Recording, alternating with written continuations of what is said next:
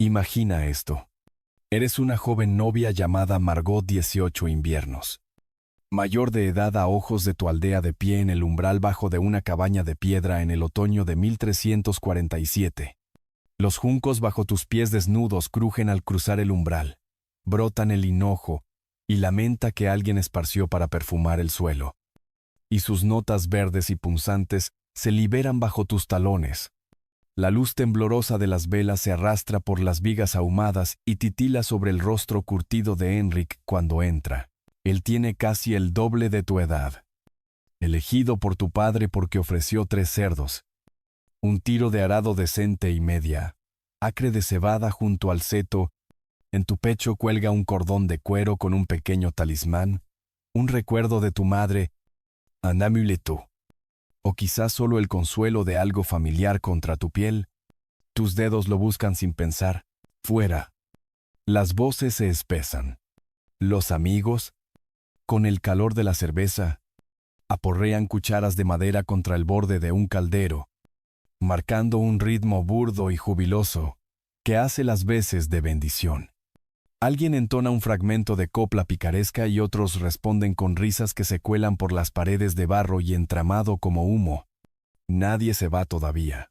Ni los vecinos, ni los primos, ni los muchachos que corrieron delante con antorchas para iluminar el camino.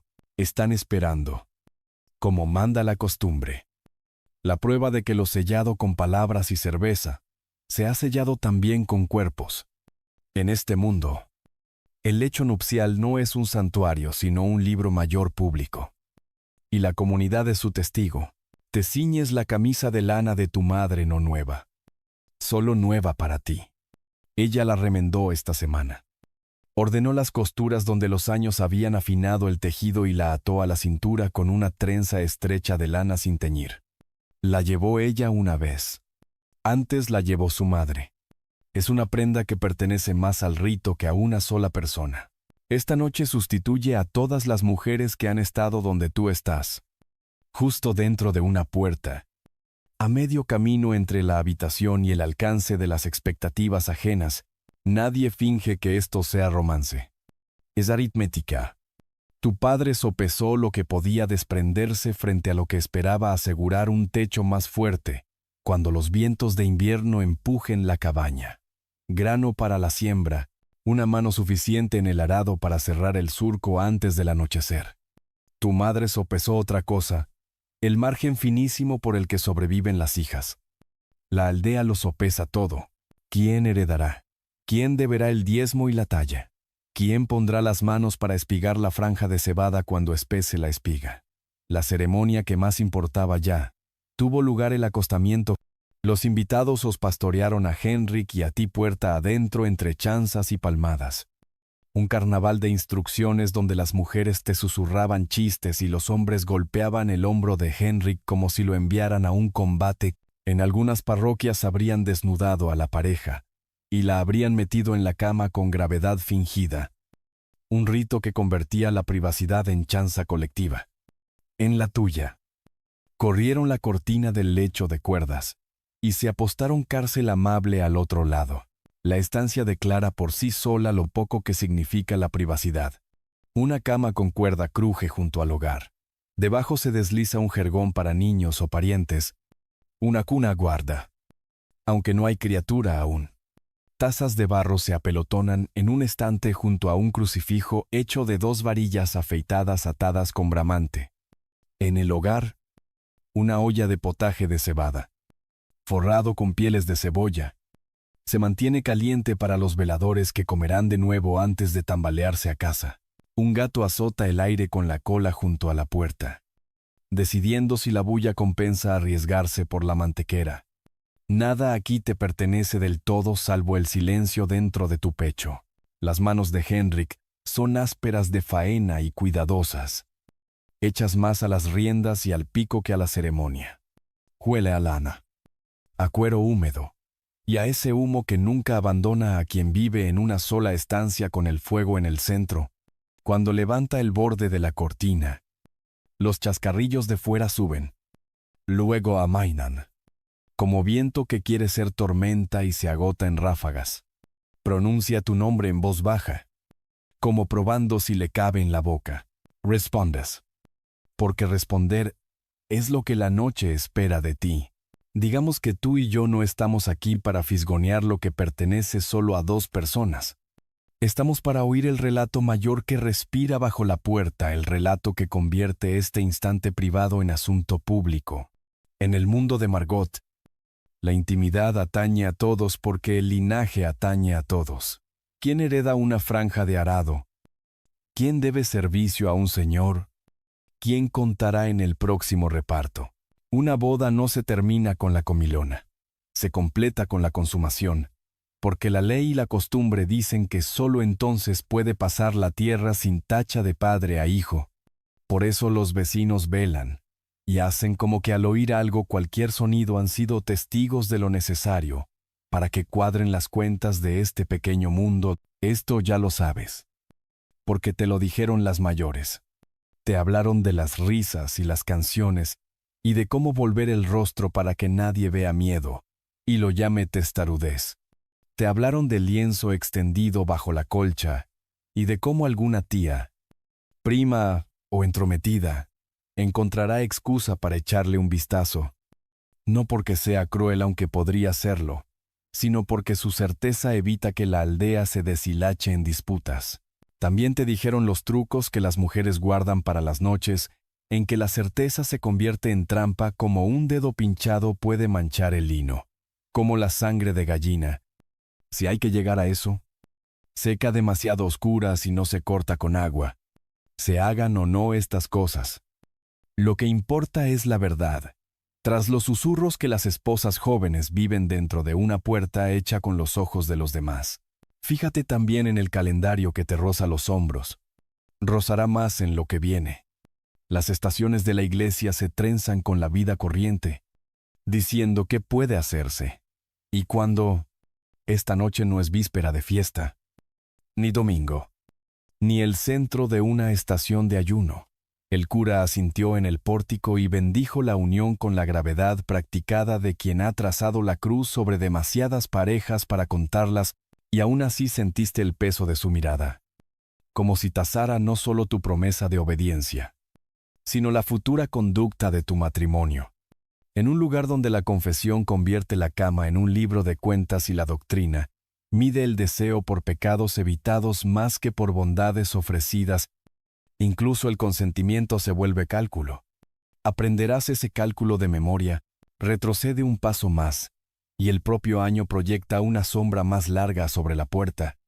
Es 1347 y, aunque la cabaña queda lejos de cualquier puerto, las habladurías viajan más rápido que los carros. Los hombres que vuelven del mercado repiten lo oído a un buhonero que lo oyó de un carretero que juró por los huesos de su santo que llegaron naves del sur con algo peor que mercancía, una dolencia que viaja en pulgas, ratas y aliento humano. Un jinete oscuro que nadie ve hasta que ya ha entrado. Llegue a tu aldea este año o el siguiente.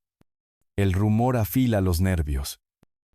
Cuando la muerte parece pasarse de mano en mano como una moneda, la gente se aferra más a las certezas.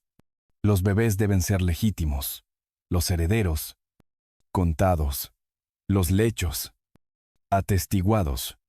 Las leyes que atan cuerpos a casas y casas a campos se sienten, para quien las guarda, como la única soga fuerte en mitad de la tormenta.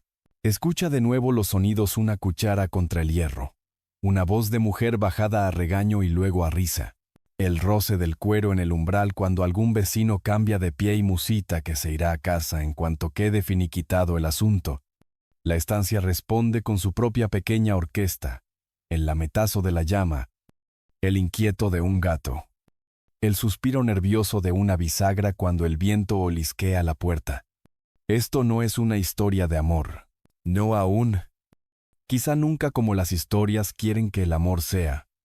Es la historia de cómo una aldea sigue en pie y del precio que pagan las personas para que la aldea continúe. Sí, viéndolo desde siglos de distancia. Te resulta incómodo. Estás oyendo bien. La intimidad medieval nunca fue del todo íntima. La comunidad. La iglesia y un montón de supersticiones antiguas tenían su parte en lo que ocurría entre esposos.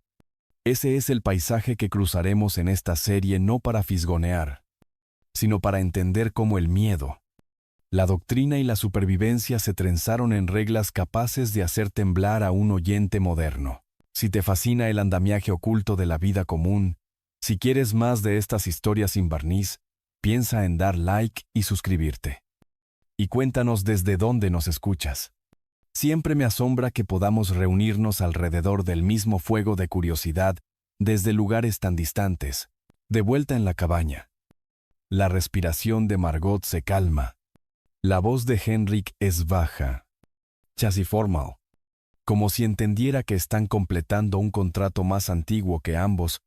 Detrás de la cortina, los vecinos esperan una señal, una tos, un murmullo, cualquier sonido humano que les permita dispersarse satisfechos de que el orden se ha preservado.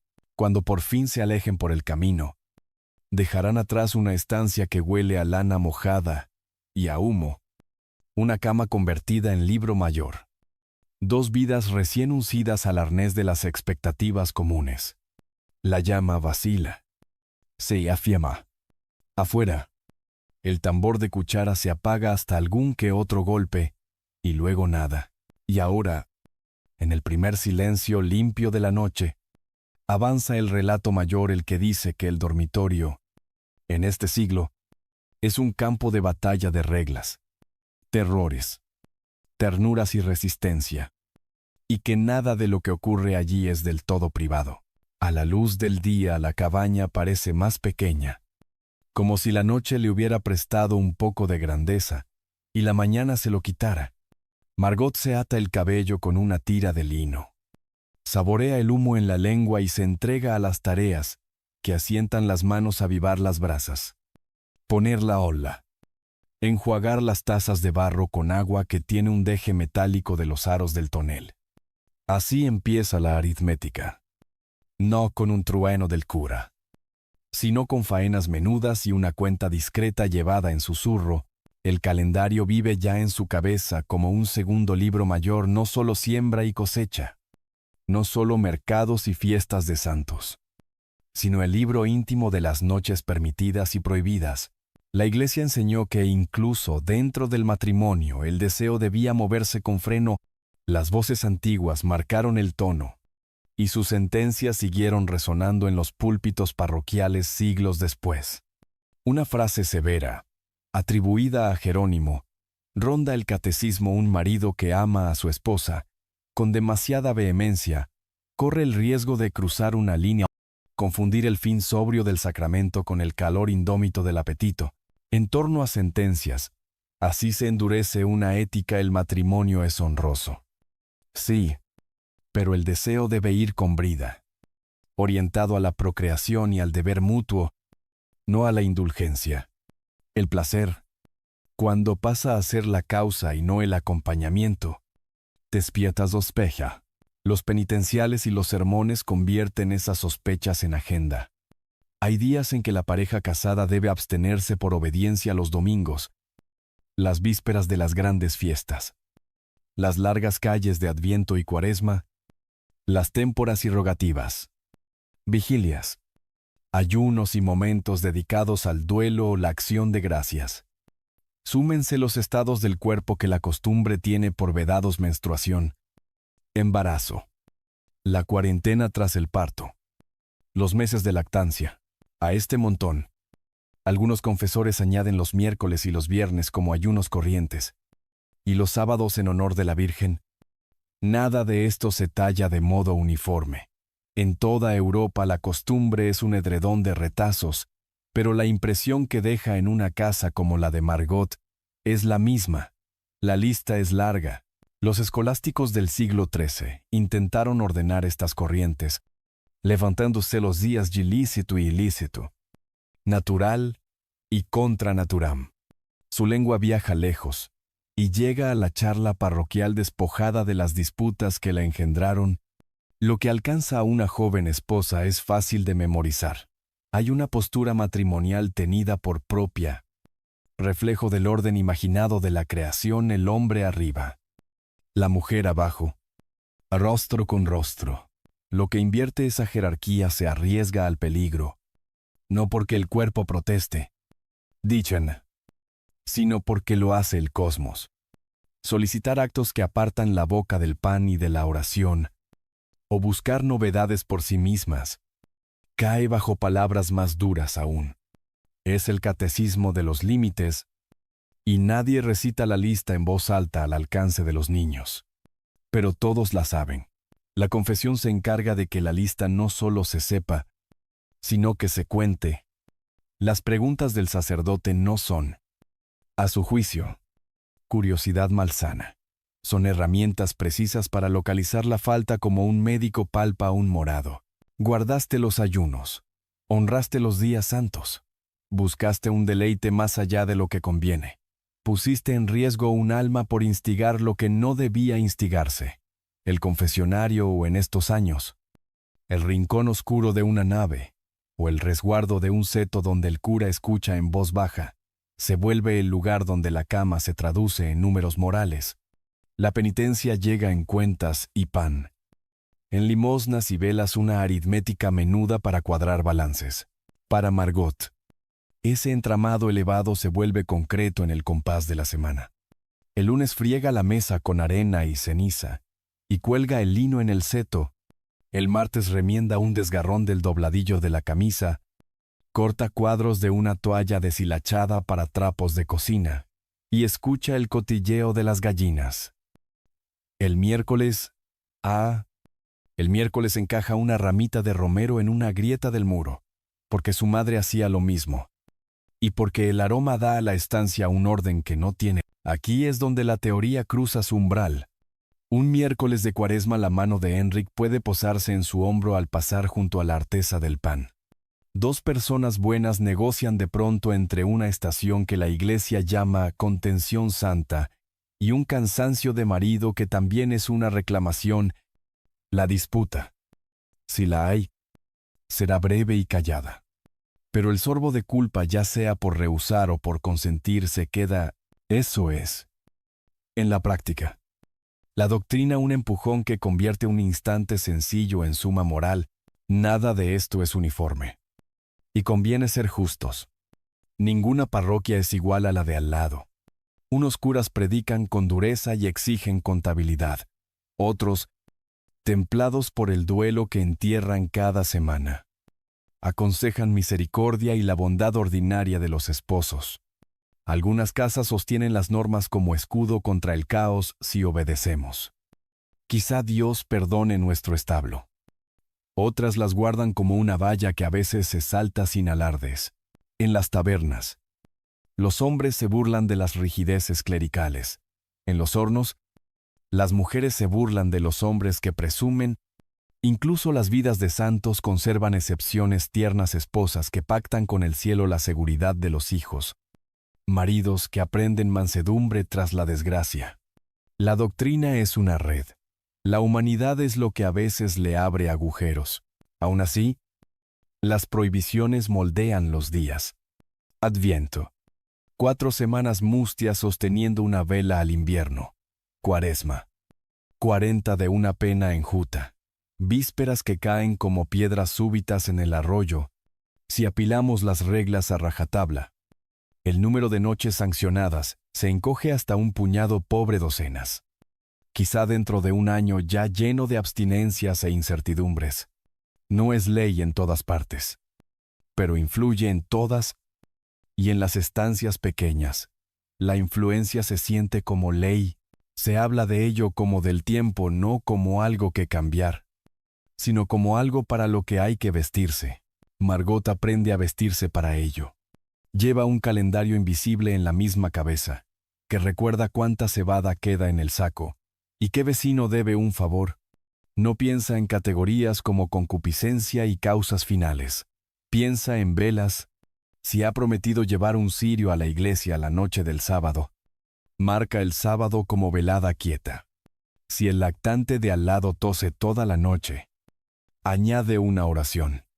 Y la oración transforma la mañana del domingo en voto, y la noche del domingo en contención.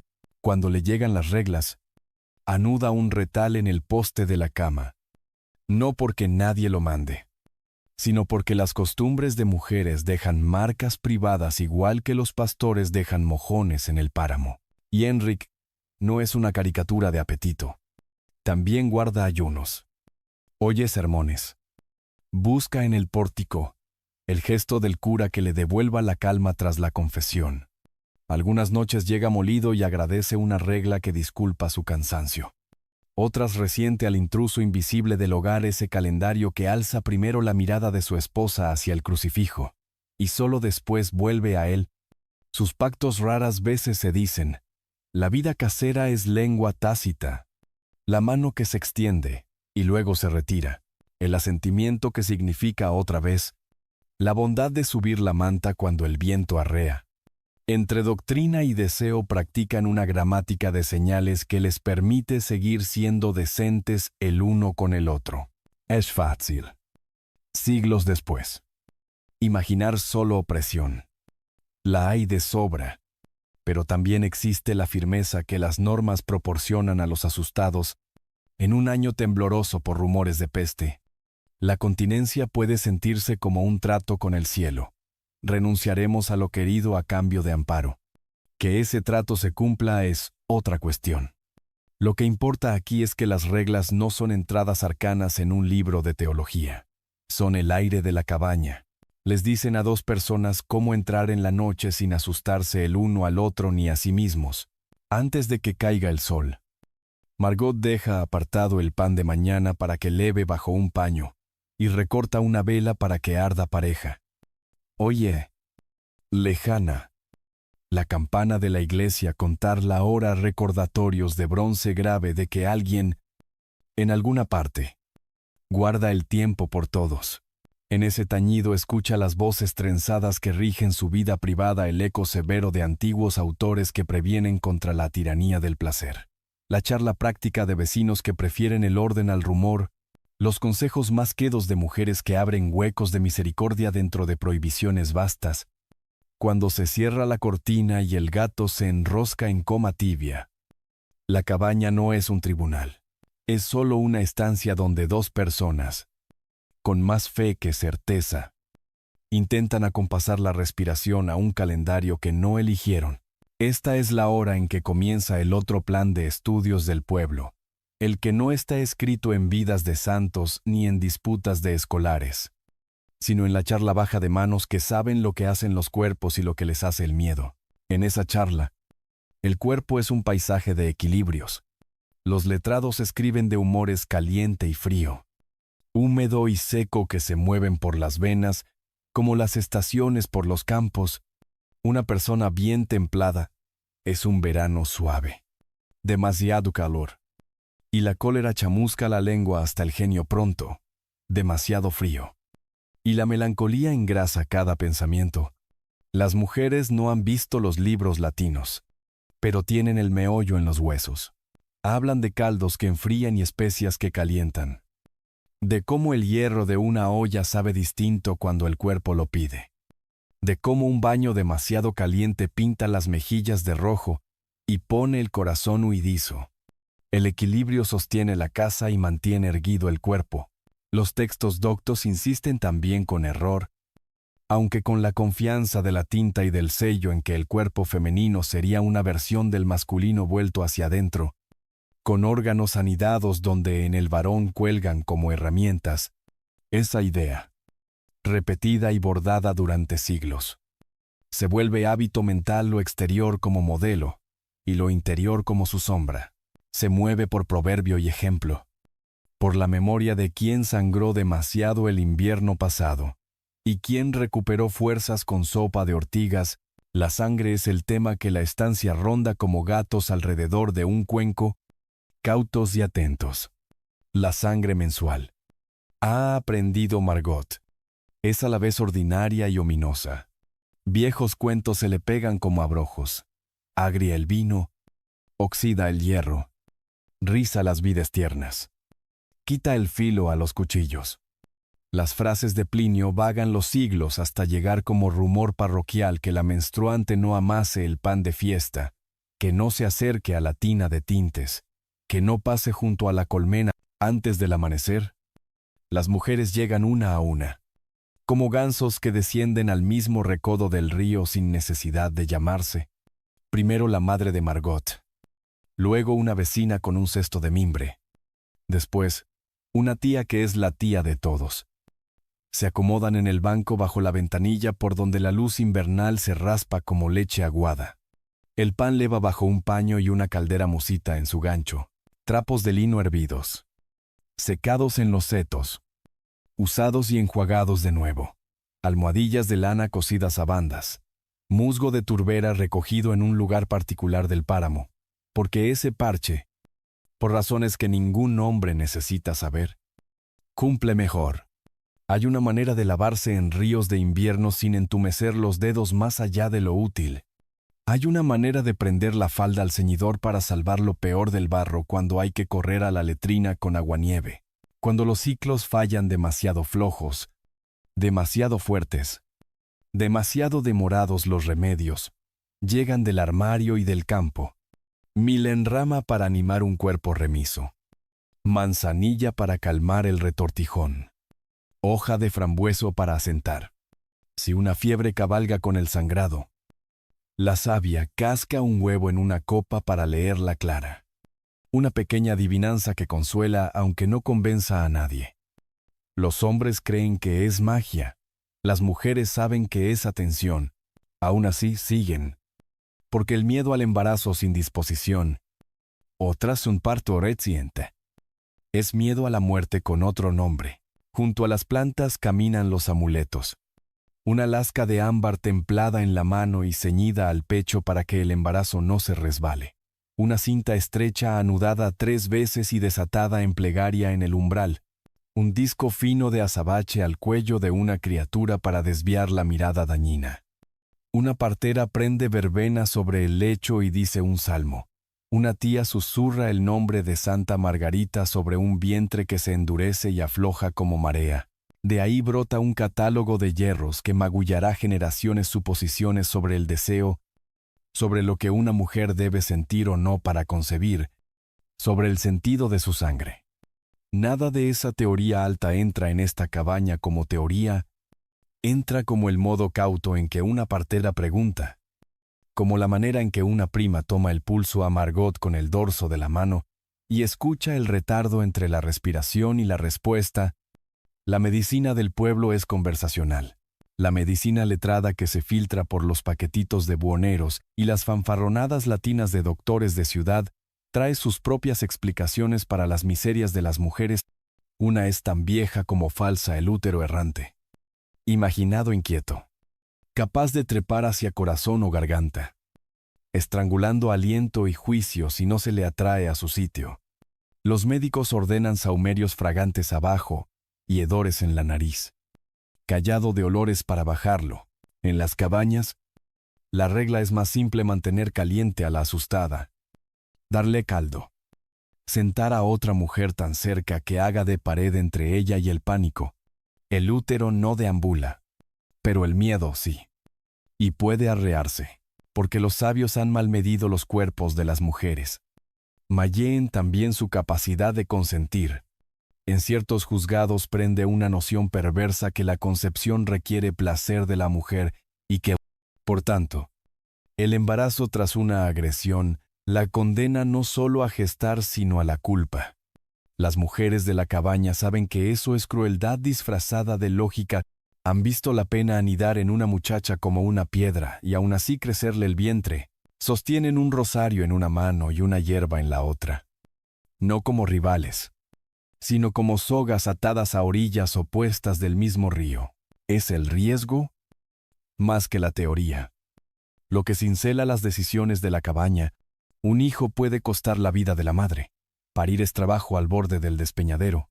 Las parteras llevan cuchillos además de fajas, para cortar cordones o, en las horas más negras, para bautizar con una gota de agua y un nombre a un recién nacido sin aliento, antes de entregar el duelo a sus padres.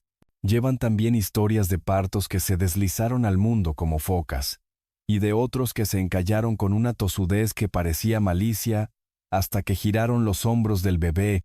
Después, la casa entra en rito a los 40 días. La madre va a la iglesia con el pañuelo bien prendido y una vela apretada como segundo latido. El cura entona la acción de gracias y las mujeres que velaron, lavaron y aguardaron. Responden con miradas que dicen lo que las palabras no pueden has vuelto. Una fiebre desoída puede vaciar a una mujer hasta dejarla en susurro. Las mujeres cuentan pérdidas. Continúan. Si afinas el oído, oirás a la erudición y a la superstición discutir en la misma frase y descubrir que son primas. Una partera, ajustándose el ceñidor, recita un conjuro en el que cree a medias porque su abuela lo hacía.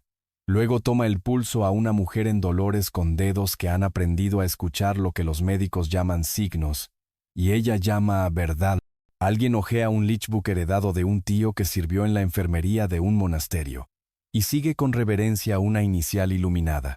Otra levanta una tapa y, solo por el olor, juzga que la infusión está hecha. Un crucifijo cuelga sobre el lecho. Una ramita de cerval se asienta en el pestillo. Todos en la estancia sostienen dos ideas a la vez: que la ayuda viene del cielo, y que también viene de las manos limpias de una vecina, Margot Escucha. Recoge y guarda el oído como guarda las cebollas del alero. Aprende a medirse no contra los bordes duros de teorías prestadas, sino contra los hechos más suaves y tenaces de cómo su propio cuerpo sube y descansa. Se calienta y enfría. Teme y se calma. Aprende que el secreto puede ser bondad y que la palabra puede ser escudo. Aprende que la misma comunidad que se asoma a las sábanas también trae caldo. Zurce lienzos y lleva a los niños al arroyo para que una madre pueda dormir una hora más de lo de siempre. No es un mundo sencillo. Es un mundo, cuando el crepúsculo lame de negro la ventana. Las mujeres anudan sus mantones y vuelan por los caminos surcados de roderas. La cabaña exhala. En el silencio, Margot palpa el cordón de cuero en su garganta y el talismán que pende de él, madera pulida, o una piedra con ojo, o una cruz diminuta, y sopesa lo recibido hoy: un haz de hojas, una bendición murmurada, un conjunto de instrucciones para el caso de que el sangrado apriete. ¿A quién llamar si los dolores llegan demasiado pronto? ¿Qué ramita poner sobre el dintel cuando la luna es nueva? No es certeza. Es un equipo para resistir en un tiempo en que los cuerpos cargan tanto riesgo y la doctrina tanta autoridad. Este plan de estudios privado mantiene vivas a las mujeres entre líneas, en una aldea que lo cuenta todo. La reputación es moneda, y la reputación femenina la pieza que más fácil se mancha. Margot lo aprende antes de que una novia nueva aprenda a doblar sola una sábana. El buen nombre de una muchacha no es solo consuelo privado, es un asiento en el libro que puede subir o bajar el precio de un trato matrimonial, asegurar o deshacer el futuro de un campo, afianzar o estremecer el techo delgado de una familia. La virginidad, en esta contabilidad, se parece a un objeto de dote menos palpable que una vaca, más discutido que un mojón de lindes. Las mayores bromean para aliviar el pavor de la novia, pero el chiste es una cerca alrededor del pánico. En algún compás de las risas de boda, alguien preguntará «¿Quedo?», como si preguntara por el tiempo si se mostró la sábana. A veces es solo palique. A veces, en algunos lugares, el lienzo sale de veras al umbral como estandarte, prueba moteada alzada para que la aldea asienta y se disperse. Es un teatro cruel, sobre todo porque el cuerpo se niega a encajar limpio en semejante espectáculo. El mito dice que el cuerpo de doncella sangra siempre. La verdad es que los cuerpos varían, que la caballería, el trabajo duro y la simple diferencia significan que el señal puede no aparecer. En ese hueco entre mito y verdad vive el peligro. Como la aldea se apoya en signos, la ausencia se vuelve sospecha. Y entonces los rumores corren más rápido que cualquier caballo. Un padre que aseguró un matrimonio que podía pagar encanece en un mes. Una madre adquiere la costumbre de apretar los labios cuando se acercan los vecinos, cuando se disputa la consumación. La costumbre y el derecho eclesiástico dan escenario a la querella. Los tribunales de la Iglesia no se quedan fuera de los dormitorios. Entran con libros y preguntas, traduciendo susurros en declaraciones. La pluma de un notario araña mientras la pareja cuenta, por separado, lo que ocurrió y lo que no. Testigos madres. Vecinos. La amiga que se quedó demasiado cerca de la puerta la noche de bodas son interrogados por lo que oyeron, vieron, sospecharon. A veces hay reconocimientos corporales, manos enguantadas y rostros solemnes, dictando sentencias sobre hechos que no son tan simples como quisieran. El punto no es la curiosidad por sí misma, es la herencia. Hasta que una unión no se consuma, la ley no la asienta del todo en el mundo. Tierra. Obligaciones. El dar nombre a una criatura todo bambolea si no se establece el hecho del hecho. Así la verdad se vuelve empresa del vecindario. Y la verdad, dicha con miedo, puede salir torcida. Los pleitos por impotencia llevan esta intromisión a un filo más vivo. Un matrimonio puede anularse si no puede completarse. Ese es el principio. La práctica puede ser humillante. Se llama a físicos. Se consulta a mayores. El orgullo de un marido es pinchado como buey que se planta ante la cancela. En algunas regiones, ya en siglos más tardíos, jueces idearon pruebas bochornosas mejor no descritas.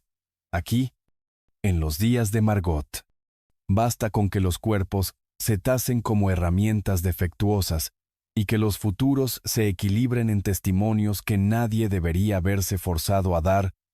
Why? Sin embargo, para una esposa atrapada en una unión que amenaza su vida o su esperanza, el mismo mecanismo puede ser una llave. La ley, incluso cuando avergüenza, a veces abre puertas. Honor y propiedad se enroscan con más fuerza en los cargos por faltas sexuales. La palabra rapto o rapiña en muchas cartas nombra menos lo que hoy oímos por violación que el arrebato abducción. Apoderamiento. Un robo violento de una persona de la custodia de su guardián. Ese sentido permite tratar el ultraje como agravio al padre o al marido antes que a la mujer. El resultado es una aritmética fea, las penas suben o bajan según el estatus. Un noble que viola a la hija de un campesino puede pagar moneda y seguir, mientras un campesino que ultraja a la parienta de un noble afronta ruina o soga. Nada de esto excusa el daño que lo soporta el cuerpo y el ánimo de la mujer. Solo nombra la estructura que se niega a verla como la principal perjudicada. Dentro de esa estructura, el camino más seguro para sobrevivir suele ser una red de mujeres que acuden enseguida y deciden qué se contará, a quién, y cómo impedir que una vecina se quede sola en el radio de explosión del escándalo.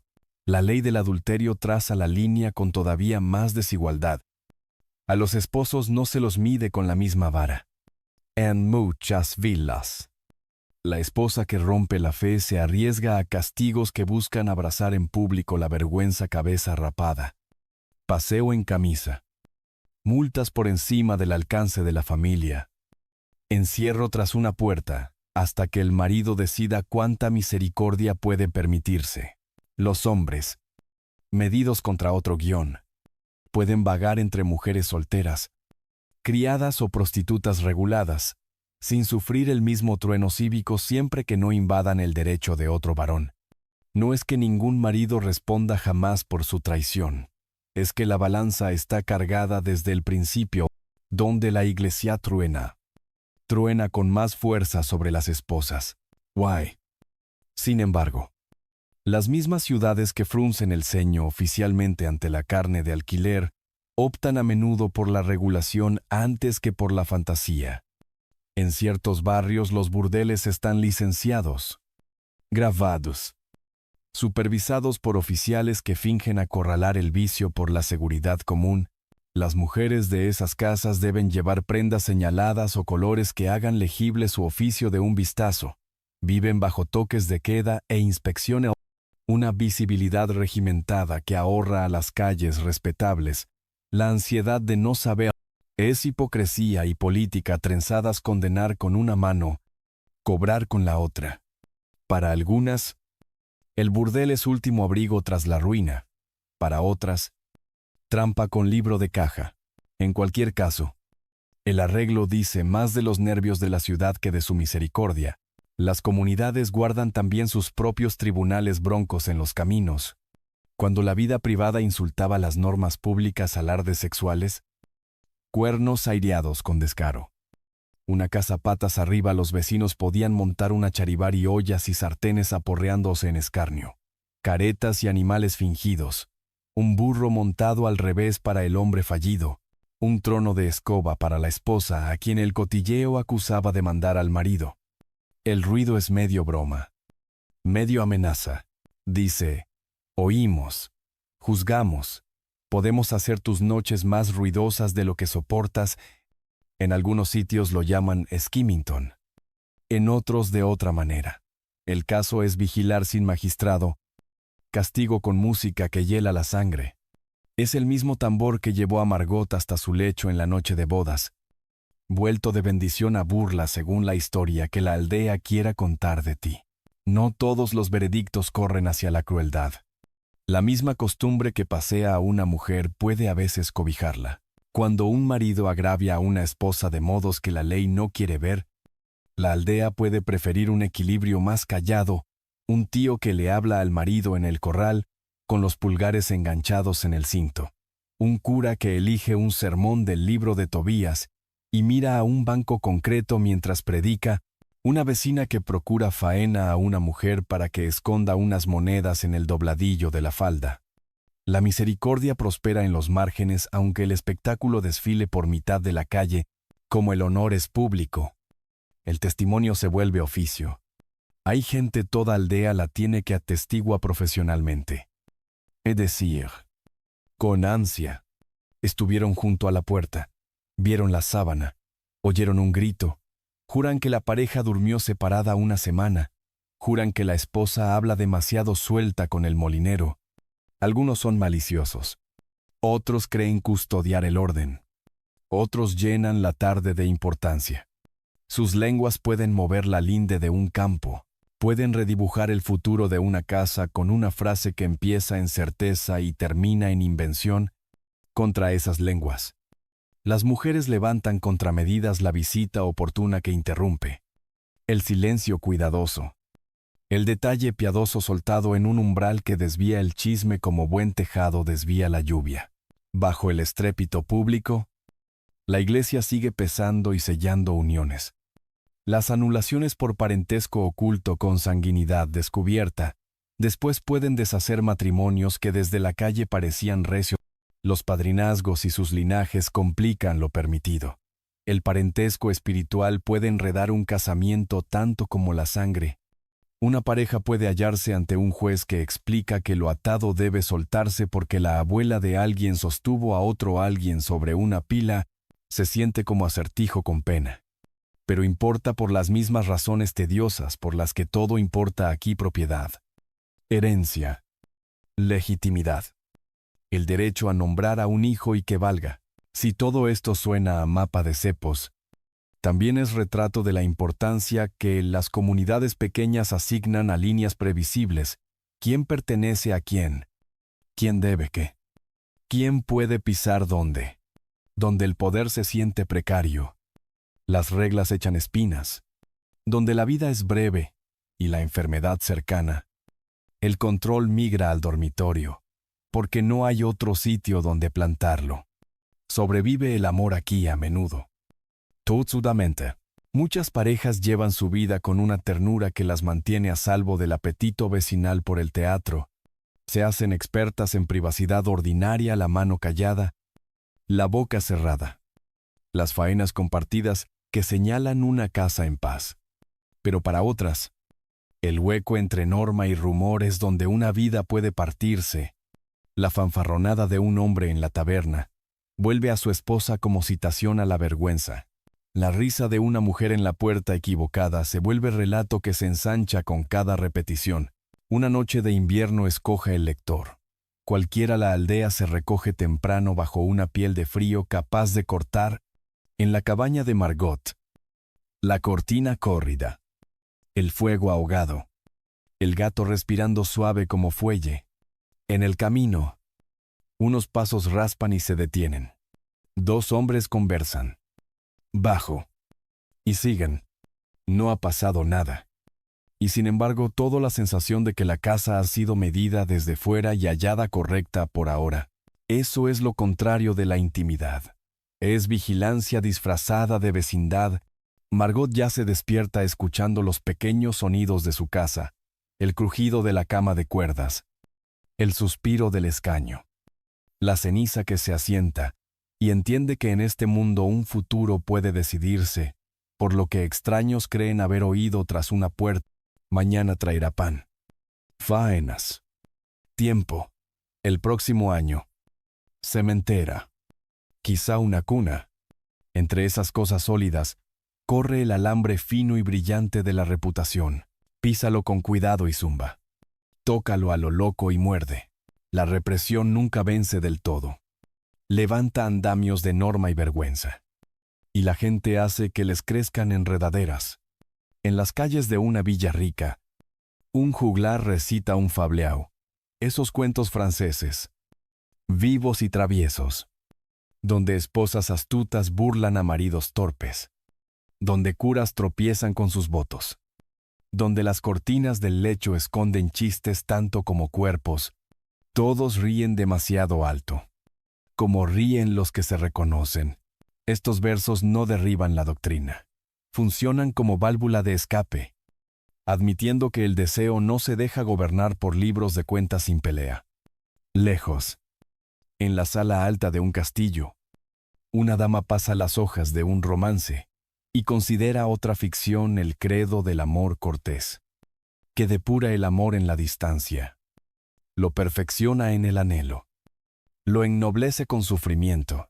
Entre la farsa de taberna y el suspiro aristocrático se encuentra el matrimonio común, que toma prestado de ambas fantasías cuando lo necesita humor para sobrevivir, ternura para resistir. El deseo inventa sus propios idiomas. Las pesadillas, ese súbito ahogo que clava al durmiente en la cama, se vuelven relatos de íncubos y súcubos los demonios, masculino y femenino, que según se decía cosechan la fuerza del cuerpo en visitas nocturnas. Los letrados escriben páginas cuidadosas sobre cómo esos espíritus podrían robar simiente y llevarla a otra parte. Cómo un demonio puede tomar la forma de un rostro conocido para confundir a un penitente. Los curas practican bendiciones contra lo que interpretan como asaltos. En la cabaña, la gente responde a los espectros con ritual práctico, un amuleto cosido a la costura de la almohada, un salmo farfullado antes de dormir, hierro colocado discretamente junto a la puerta, lo que hoy llamaríamos parálisis del sueño. Ellos lo llaman visita. El nombre importa menos que el consuelo de contar con una historia que plantar frente al miedo. Las historias también son tecnologías. Otras historias desnudan el poder. Se dice que un señor puede reclamar la primera noche con la novia de un siervo, un rumor que baja por siglos con muchos nombres. Los historiadores discutirán cuánto hubo de ley o de práctica. El rumor en sí, cierto o no en cualquier valle, ya revela bastante. Dice que la gente reconocía cuánto tiende el poder absoluto a merodear el umbral del lecho. En la aldea de Margot podrán despacharlo como cháchara de ciudad, pero el hecho de que cualquiera pueda imaginarlo muestra lo que el mundo espera de quien manda en rentas. Grano y juramentos que nada está del todo a salvo de su alcance. No todo el mundo en sombra es siniestro. Llega la primavera con el 1 de mayo. Los mozos se internan en el bosque a por ramos, y si unos vuelven con rosas y otros con una nueva timidez en los ojos, la aldea practica una ceguera tolerante que pretende ser virtud. Saltan las hogueras en San Juan. Ruedas de fuego ruedan cuesta abajo como soles pequeños. Las parejas brincan juntas las ascuas. Pacto rápido con la suerte. Una escoba atada con brotes verdes cuelga sobre una puerta. Una hogaza con anís se alza en procesión. Una corona en el cuerno de una vaca promete engorde. Nadie llama paganos a estos ritos. Son, simplemente, lo que se hace para mantener una casa alineada con el año. La iglesia frunce el ceño y luego absorbe lo que no puede borrar, colocando santos donde se alzaban espíritus antiguos, permitiendo la risa donde causa menos daño. El cortejo también inventa mañas. En ciertas regiones, una tabla colocada entre dos prometidos, la tabla de enramaje o tablilla de novios, permite conversar toda la noche sin escándalo y, a veces, sin consecuencias. Las familias la usan para probar si la charla y la paciencia pueden sustituir a la prisa. La tabla no es infalible, nada lo es, pero defiende que los futuros se juzguen mejor por la gramática de un diálogo largo que por el apetito de una sola velada en un mundo pronto a censurar. Cualquier cosa que frene el salto al juicio es una pequeña cordura. La noche, por supuesto, tiene más herramientas que el día. Los amantes aprenden la topografía de los senderos secretos a través del prado trasero tras la última campana, por el soto donde un portillo cuelga torcido, por el camino del río donde la luna se estira delgada. Codifican sentimientos en recados inocentes y doblan confesiones en la charleta corriente del mercado. Una mirada es una carta que nadie puede interceptar. Una cinta metida en una cesta es una respuesta. Socava esto los hogares a veces, salva también a quienes se quebrarían bajo el peso de la vigilancia constante.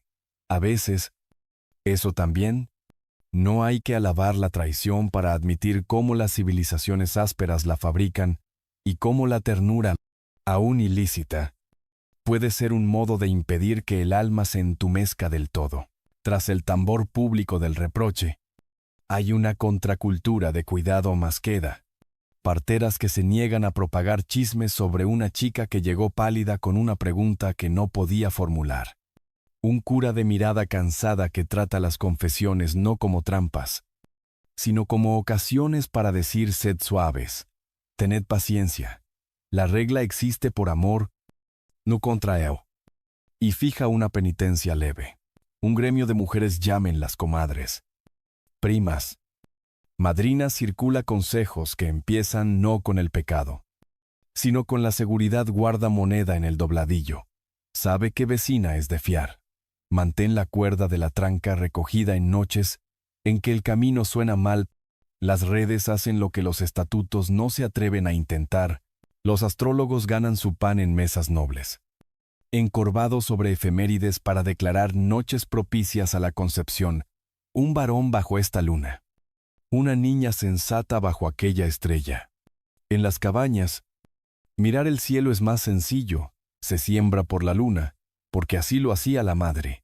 Se reza a Santa Ana, cuando cabecean las espigas, los reyes imaginan a sus herederos afinados por los cielos. Los campesinos imaginan a sus hijos favorecidos por santos. Son dos dialectos de la misma esperanza, la de torcer la suerte en un mundo donde la suerte parece deporte personal de los señores. Los ejércitos se abstienen por orden antes de una campaña. Como si la victoria fuera una copa que se derrama, si la sacude el deseo. Los marineros se dicen que las tormentas castigan a la nave con demasiada risa a bordo. Las supersticiones apuntalan la disciplina donde la disciplina es difícil de guardar. Son verdaderas. Su verdad es sociológica. Un ejército hambriento y casto puede sentirse más afilado. Una tripulación que guarda su asombro rema con más respeto al mar. La creencia es una herramienta que moldea conducta, y la conducta. Resultados.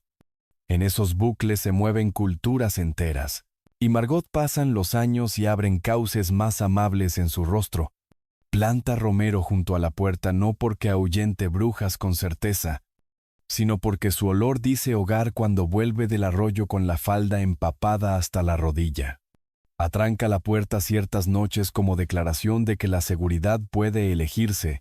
Guarda la tablilla bajo la cama porque llegará una tarde, de aquí a una década, en que una hija preguntará si se puede conversar donde antes mandaba el silencio, y Margot sacará la tabla como una herencia de bondad. Esconde monedas en una costura.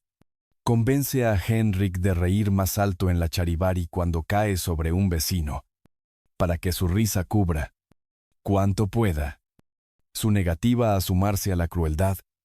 En el hueco que la doctrina deja a la prudencia y la caridad, planta un jardín. A veces, la ternura vence a plena luz del día de la cabaña. Un marido vuelve de la feria de contratación con los ojos más viejos que los años. Una esposa le tiende la copa bonita que reservan para fiesta y no dice nada de lo que no supo negociar. Comen su potaje. Lavada la escudilla. Se sientan con las manos tocándose en el banco. Hay nadie afuera oye nada. Eso también es resistencia, no es sabrosa. No es dramática. Pero se niega a que las reglas de otros escriban cada línea de la propia historia. Los veladores del camino no desaparecerán. La confesión no dejará de hacer preguntas precisas. El rumor no caerá en silencio permanente. Pero el hecho de que la gente viva decentemente a pesar de esas presiones es tan histórico como cualquier decreto. La Edad Media no fue una austeridad ininterrumpida. Fue una serie de improvisaciones bajo restricción, en las que se acopiaban pequeñas libertades como yesca contra inviernos largos. El dormitorio raras veces fue del todo privado o seguro. Aún así, tras su cortina, muchos aprendieron una coreografía de la bondad en una mirada que significa «hoy no», en una mano que ofrece calor sin reclamar, en el valor de decir sí y el valor igual de decir no. Vuelve a situarte en el umbral donde empezamos. La luz de la vela acaricia las vigas. ¿Sigue siendo 1347? ¿O ya es 1350? Da igual. Porque la lección es la misma. Al asomarnos a esta cerradura del tiempo, vemos miedo y poder. Pero también ese brillo obstinado, indestructible, de la elección. La iglesia pone reglas. La costumbre pone cepos.